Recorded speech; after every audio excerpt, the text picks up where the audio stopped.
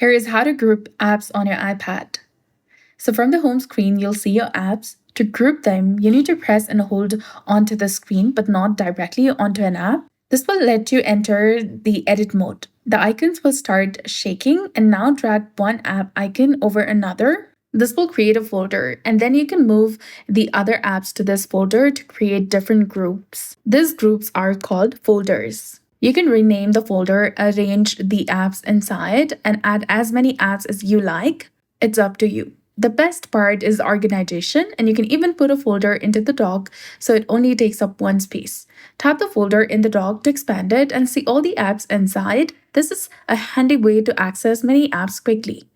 Now, if you're referring to the app library, which is where all your installed apps are, those are automatically grouped into folders by category. You can't edit or reorganize it, and that's just how they are. If this changes in the future software updates, I'll make a video. So that's it. I hope you found this video helpful. If you did, please like, share, and subscribe. Thanks for watching. We'll see you again in the next one.